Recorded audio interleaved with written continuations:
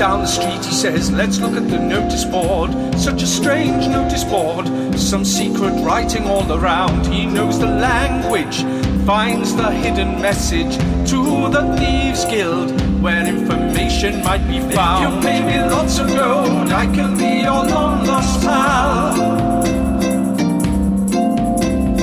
I'll find information, and maybe when you come back you can call me Jal.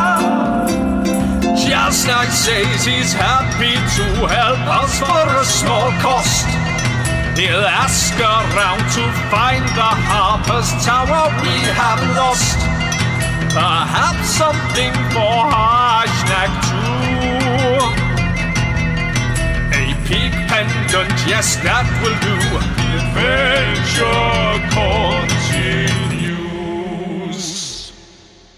Okay, we find ourselves on the streets of Mirabar, having just dealt with Jal Snides, the one of the prominent members of the Thieves Guild.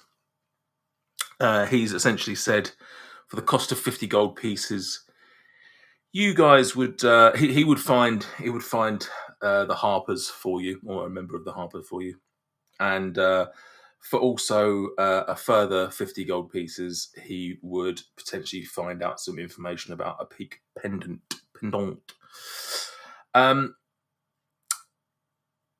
This is going to take a few hours.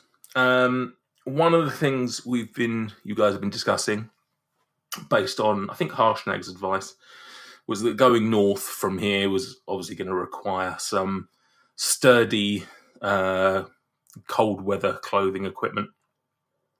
And there was a suggestion that you might use this time to visit Dexter Fletcher's cold weather clothing emporium, headed up by Dexter and Fletcher, the guards. You can do that, or is there anything else you want to do?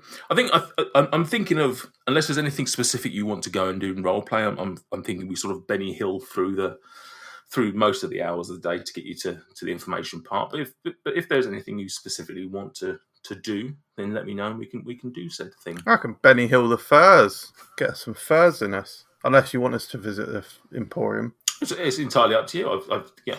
I mean, we often use the phrase Benny Hill, but as yet, Luke has never once put Benny Hill music in, and that's a real shame. He's Benny Hilling the Benny Hill bit. Yeah, I just have it on all the time while editing. Makes it go much, much slower.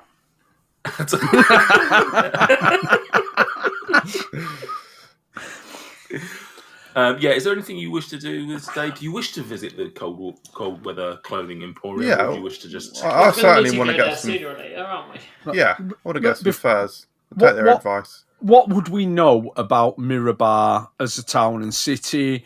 Would we know that there are particular sites, things that Mirabar is famous for, that we feel we should, if we leave and we didn't, we didn't get pancakes, and then later on someone went, "Oh, you went to Mirabar? Did you have the pancakes?" They're famous for their milkshakes. Yeah, we'd be good. We'd be gutted, wouldn't we? So, is there anything that we'd know about Mirabar that might drive us on to do what we want to do?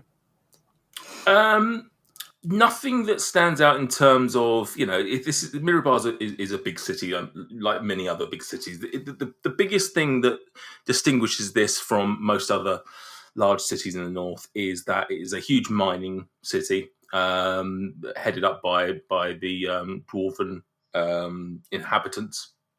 It consists, I think we might have mentioned this last session, but it consists of essentially three societal layers. You've got the city on top, so to speak. The ground level, so to speak, is very cosmopolitan. Lots of different races and things like that.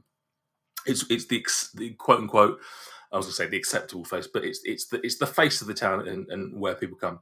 You've then got a second layer, which is largely speaking human and dwarf inhabitants. And then the third layer down is essentially just dwarven, and that's essentially where the council is and all the official business is done.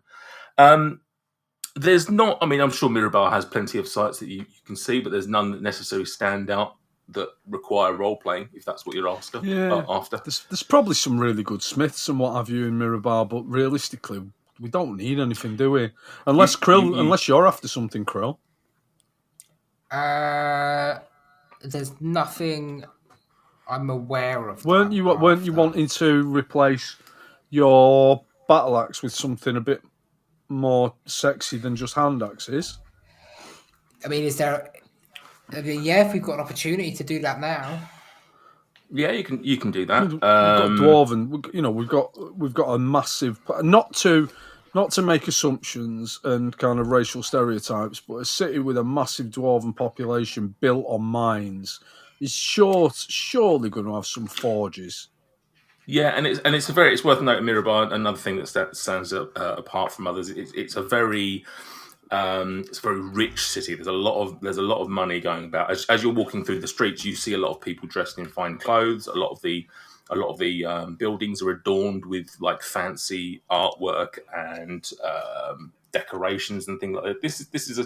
This is a city that very much knows it's got a lot of gold pieces and shows it off. You can see the facilities are not quite state of the art, because that sounds futuristic, but everything looks in really good condition. Everything here is being all of the roads and the official buildings are just, and the walls around the outside are in really good condition and looked after. Yeah. So this is a very rich place. I mean, you get some stuff here. Is there any chance for us to make a few quid here? I mean, depending on the price of what we need to buy, we might need to make a few quid here. What are you looking to? How are you looking to make some money? Sell some horses. I think we're just about all right for horses now, aren't we? Just the 2 extra. I don't know. Sell like rides on Quinch or something. I don't know. I mean, you can. I'm sure Quinch would be happy to be ridden for gold. Get Krill to have arm wrestling competitions with people. Yeah, if you want to do that.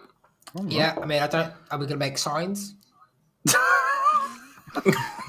Just do it in the middle of the street. I like the M. Night Shyamalan version. No reason to remake it.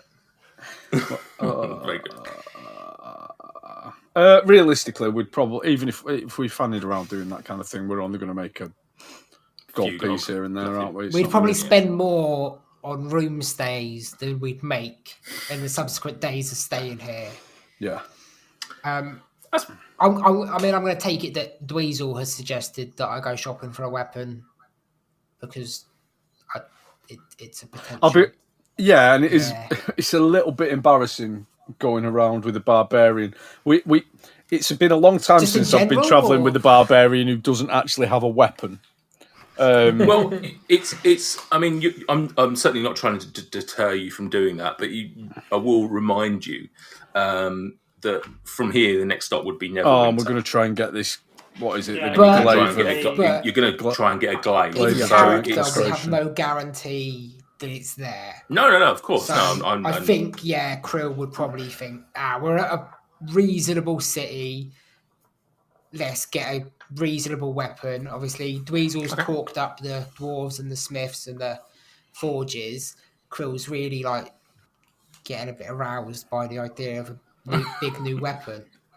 Sharp blade. I'm not suggesting you have. I'm not saying that you have to do this. I'm just kind of sounding it out. It's sounding good.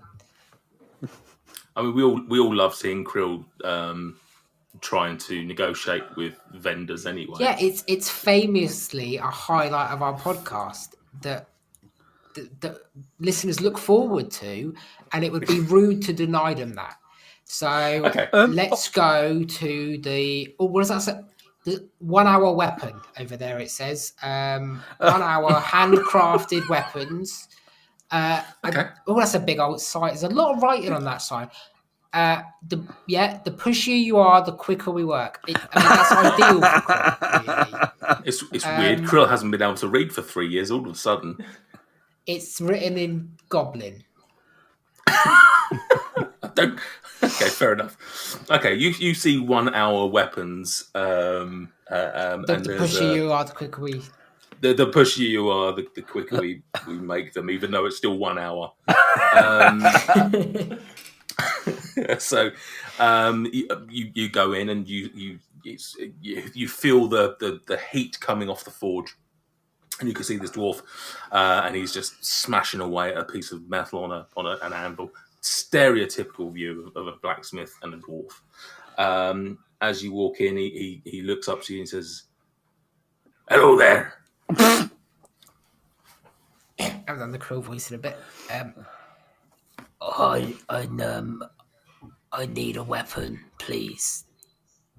I can do you a weapon in 1 hour. No more, no less. What have you got? What do you want? I can do it all in an hour. No more, no less. Have you got, like, a great axe, but, like, not your standard great axe? Maybe one that's, like, a bit better than your standard great axe. So you decided to not use a great axe anymore? Listen, I've been put on the spot. I thought we was going to have a bit of time before I pick my weapon. Can I just have 2 minutes to just see what other appropriate weapons there might be? 2 minutes, sorry. You guys talk amongst yourselves. The question is, do you also need one for Mr. Mosley? The same weapon, just a miniature version? Yeah. I mean, if it's within an hour. Do you have could you make us a maul by any chance? You're in luck, I got one right here. Is it like a standard? But you can come back and collect it in an hour. Is it like a standard maul, or is it like a bit better than a standard maul? I do weapons in an hour. Do you really think they're going to be anything? It's lucky if they don't fall apart in battle, to be honest. It's not particularly reassuring. I mean, I can see you've got a couple of hand axes there. If you want to just stick with them, that's absolutely fine. Okay. How much for the maul that you've... 10 gold. 10 gold pieces. That's a lot for something you have very little faith in.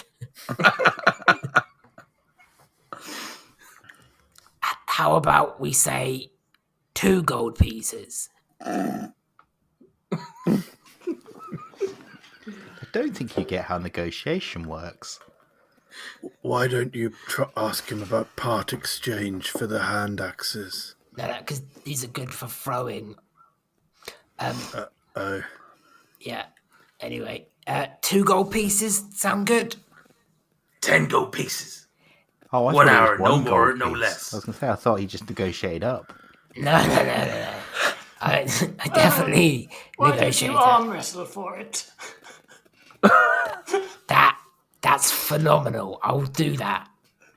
Okay, come over here then. I can't believe we're doing this.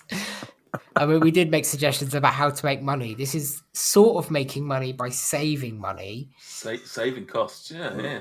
All right. Let me see what stats I can pull up for a complete stranger who didn't even exist 10 minutes ago. Strength 24.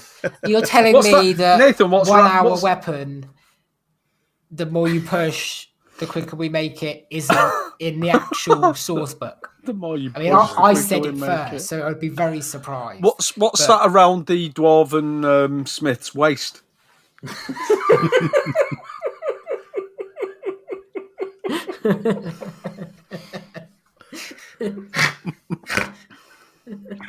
No, just got it.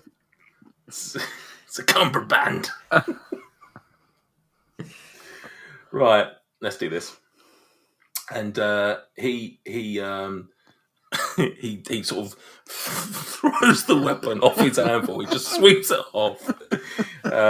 Very much like you'd see in like an erotic thriller, just sweeping off the table, about to do some boinking. Right. Yes, I use the word boink. So romantic. And what we're going to do here is just going to be a best of 3 strength roll off. And if you win, you can get your whatever it is maul for 2 gold pieces. All right, ready? Wow. All right. Let's go. So first off, 23. yeah, beat 17. Lucky first goal. Hang on a minute. And he sort of just gets up, he sort of cracks his back, and you see him sort of stretch out and sort of get, right, let's go. And he chucks his arm back down. 6. It's a 1. Oh no. It's the most pathetic arm wrestle you've ever seen. The first one's tired and both out, flailing a little bit, but yeah. Fine. I give him my 2 gold pieces. Take your maul, take your gold pieces, and it falls apart on you. Okay. Sweet. There you go. You now have 1 maul for 2 gold pieces. Nice. Sweet. And you said it was a +2 maul.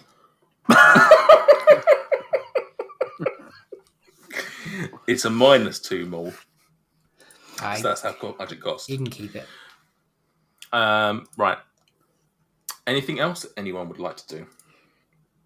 I think just the clothes. Just the clothes and then back to the Thieves Guild. Warm clothes. Okay. You head on up to where Dexter and Fletcher had given you directions for Dexter Fletcher's cold weather clothing emporium. And as you get there, you can see it's it looks fairly new. It looks like it doesn't look like it's a shop that's been open for very long. And we go on inside, and behind the counter is both Dexter and Fletcher. They've clearly gotten off shift and come straight here to ensure that their business is thriving. Inside, it's quite a small shop, but sizable enough that you can see lots of shelves with various furs and clothing on the rack. And as you walk in, you see them behind the counter. And hello there, sir. I believe that I saw you at the gate. Thank you very much for coming and visiting Dexter Fletcher's Cold Weather Clothing Emporium. How can I help you today? We need some cold weather clothing. We're planning on heading north, and we want to make sure that we are well equipped for whatever the north may throw at us vis-a-vis weather. However, we would like to ensure that the clothing we get is not too bulky. You know, we don't just want to be absolutely drowned in furs. We are a stylish adventuring party, and we would like to be somewhat fashionable. Yeah, it's absolutely. I mean, whatever you do in life, it's always good to look good. And yes, we have a variety of different animals and furs that we can assist you with. Are you anticipating being north for long? Is it just a day trip, so to speak, or are you going to be there for some time? No, we might be there for some time. We need to be, we need substantial cold weather clothing that perhaps we may need to we may need to even stay out into the night time whilst in the north. Okay. Well, let me show you around the shop and show you what we've currently got on offer at the moment. And he shows you around, and he points out that if you're going to be north for a while, it's just obviously getting fully kitted out. And he talks about full outfits, sort of onesies, if you will, that type of thing. Alternatively, you can mix and match, and you can have sort of like a jacket, some trousers, and gloves. And he suggests that given that you're say north for some time, it's best to be fully kitted out. You can't sort of half-ass this. And he talks about how the temperatures do get incredibly cold beyond Mirabar. He shows you a variety of animals, so you can see that he can provide you with jackets, full attire, trousers, and/or gloves in the following animals: polar bear, beaver, Arctic fox, snow goat, Cover Sebastian's ears. sheepskin, or snowy rabbit. And he does allude to having something extra special in. It sounds like you've got something extra special in. Oh, yes, sir. We do have only one of these, though. We do have a cape made of the finest yeti skin. Oh, Wow. wow. And now you can imagine that this is a little bit more exclusive than most of the animals and furs here. This does come at a higher cost, however. It does also come at some extra benefits. What is that cost and what are those benefits? Okay, so he leads you through the price, and pretty much across the board, any animal that you want is going to cost you 7 gold pieces for a jacket, 3 gold pieces for trousers, 1 gold piece for gloves, or if you wanted an all-over outfit, you're looking at 8 gold pieces overall. Like a onesie. So, A onesie. Is that Obviously that. Sorry, I mean, not in character. In character, is that irrelevant of size? Because I mean, if I went for snowy rabbit, I'm going to need about 50 rabbit skins to make my outfit, whereas Dabov could probably just fit inside the one. Can I, since he's mentioned Dabov, can I just say, do you have anything in the way of a thermal poncho? Yes, we don't have one, but I can assure you that we can quickly tailor one of the jackets to poncho. I saw 1 hour poncho next door. Pronto poncho. Wow. Yeah, I would very much like was it Arctic fox poncho? Okay, so, Unless there's a way yes. you could make it out of some sort of feathers instead. We don't have any feathers, unfortunately, not at the moment. So that's what the cost of those. The Yeti cape comes in at a cool 100 gold pieces. Oh, What are the benefits of that? Whilst the other furs will generally protect you against the cold, the Yeti cape will give you full protection against the cold. So mechanically speaking, it will have additional benefit towards cold weather. I'd like to ask something about the game that I've not understood. Yeah. Are we going to Neverwinter? You are after here, yes, theoretically, but that's not where you're going with this. Neverwinter is a city on the west coast. Yes. Well, sorry, where were we going immediately after this? Neverwinter, which is a city on the west coast, and then you're coming back here.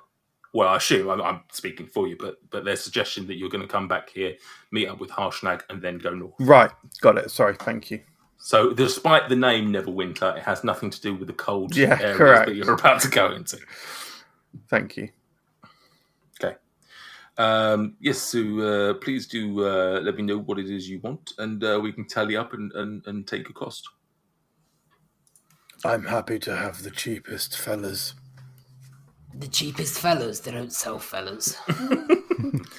The cost of all of the different animals are entirely the same. So it's flavour more than anything for those. The only thing that costs different is the Yeti cape. I'm going to go for the Arctic fox, please. Lovely. That's the all over out. You wish it as an all over, or do you wish it as the separate items? Sorry, what does the all over consist of? It's like a onesie. And what, like you look like a Teletubby is what it suggests. and the separate items are A jacket, some trousers, and gloves. I'm struggling to understand the difference. I mean, one is one item of clothing. The other are separate items of clothing that you can easily manipulate and take off one by one. Which Which who knows if that's going to play in mechanically? Your voice seems to have changed somewhat. I'll take the set, please. Okay, so that'll be 10 gold pieces for this for the set of all Arctic Fox. Let's work it all out first. We'll keep a total of what we want. I don't want you to repeat all the animals again, but what have you got that's the most kind of goth looking? The most goth looking would probably be the Snoogoot, sir. I don't see. I don't know why you're asking questions if you're only just going to dispute my answers. No, I'm not disputing your answer. I'm just saying I quite like the idea of clothes that are a bit kind of darker, a bit. I'm experimenting with more of a kind of a goth phase. We can dip it in some dirt if you wish it to be. I don't want it to be dirty. I want it to evoke the spirit of the night, and I'm not sure that goats says what I want it to say. I mean, goats are very goth. Goats are like the symbol of sort of. Yeah, they can leave the horns on for you if you like. If you wish, we can nip over to 1 hour dyeing, and we can get it dyed black if you want. So, is there anything else that's black? Is it just the goat that's black? It's a snow goat. It's actually white. So that's not even Is there anything? You're going into. Remember, you're going into a snowy area. Not many people walk into the Arctic areas wearing black. It affords a level of. I mean, we don't need we're not after like a ghillie suit. We're not snipers. I don't think blending in is that essential for us. Okay. What's the most regal looking one? DM says okay. But I've already picked, so I'm fine with my fully white suit. What's the most regal looking one you've got, would you say? Oh, sir, that would definitely be the Regal Beaver. It's made purely from... Wait, are you telling me this is a white beaver? It's an albino beaver. Oh, the suit's just made purely from the tail. It's like leather. I'll obviously have that one. The individual items, please. Okie Right, I'll have polar bear then. Okay, so individual items because I'm not wearing a onesie because I'm 22. Wait, what? I think Dweezil's about 22. Fuck off, is he? He is. He's quite young. No fucking chance. Dweezil's like 40. No, he's not. I'm like 40.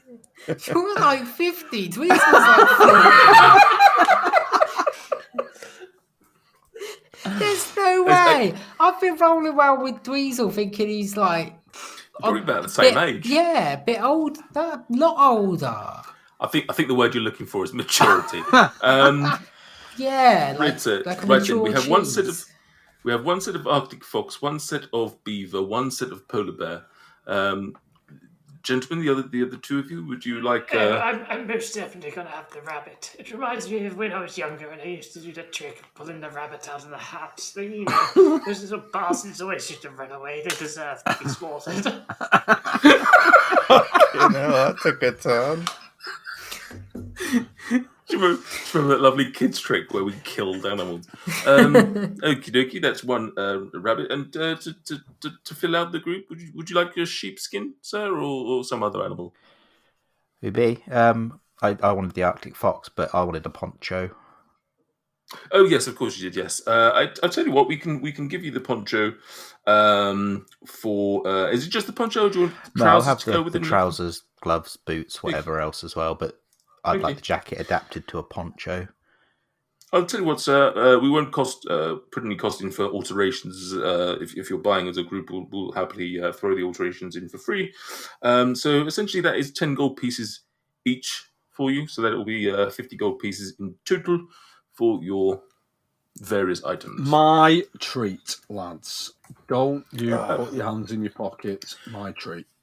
That's Out of interest, will you be wanting any other items? Although we are predominantly the cold weather clothing emporium. We also do offer climbing gear and snowshoes. I can't even say the word. Snowshoes. How much? 5 sets of climbing gear. A full climber's kit, sir, is 25 gold pieces per kit. I don't feel like Greg would need them. Probably only need 2, don't we? Yeah. What, 3. Yeah. Well, I've got pitons, how do you pronounce it? Pitons and rope. Yeah. So I'm guessing I don't need it. Okay, so is that 2 or 3 then, sir? Let's go for 2. Me and Big Green over here. And snowshoes. Snowshoes, they are 2 gold pieces a pair. Let's get. I reckon Greg, you'll be okay without the snowshoes, but I think we're probably better off kitting out Quinch with snowshoes. So do me 4 pairs of snowshoes and 2 sets of climbing gear, please. So there'll be a further 58. Altogether, that comes to 108 gold pieces. Yeah, not a problem. All on me, guys. Wonderful. Right, so, Krill, if you would like to add snowshoes and climbing gear into your inventory, and if Quinch and Daboff, if you'd like to add some snowshoes into yours, and Greg, you get nothing, my friend, apart from your winter clothes. I get my rabbit clothes, yeah. Yeah. Wonderful. Thank you very much for attending our wonderful shop. And is there anything else I can do for you? I mean, I know you're not set up for that sort of stuff, but do you have any, I don't know, like climbing picks? Or would that come with the climbing gear? Yeah, it'd come under the climbing kit. Yeah. Yeah, the climbing kit, if I remember correctly, I was looking, it does have...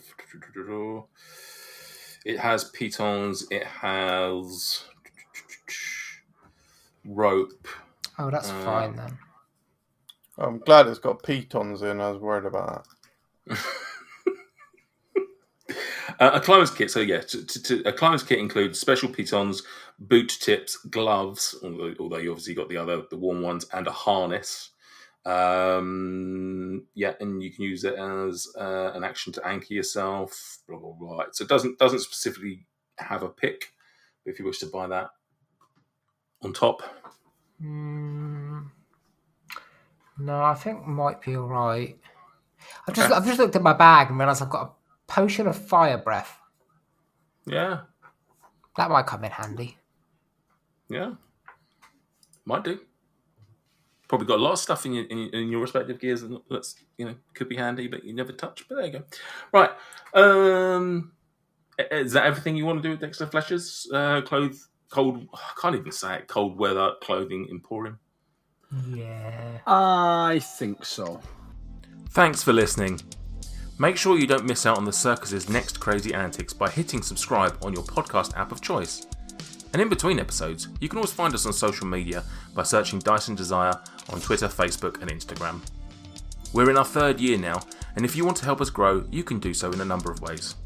You can tell a friend, because word of mouth really helps us get our name out there, or you can review us on Apple or Podchaser to help with our visibility. Finally, you can donate to our Ko-fi page to help us take the show to the next level. All links can be found in this episode's description. And never forget, sometimes it is a dog licking a tree, yes?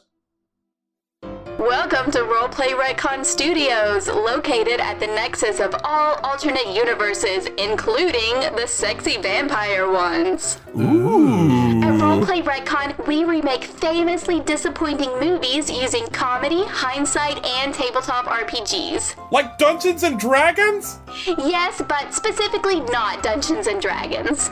We take a second pass at guilty pleasures like Batman and Robin or Indiana Jones in the Kingdom of the Crystal Skull, and even some controversial favorites like Twilight. But I love those movies. We do too, and all of the movies we do have something to love. If they didn't, there would be nothing to reimagine. At the end of each series, we compare our vision to the original films, because why the not? I can't wait to listen to Roleplay Retcon on nerdsmith.org or wherever you get podcasts. I'm gonna listen to it before you do.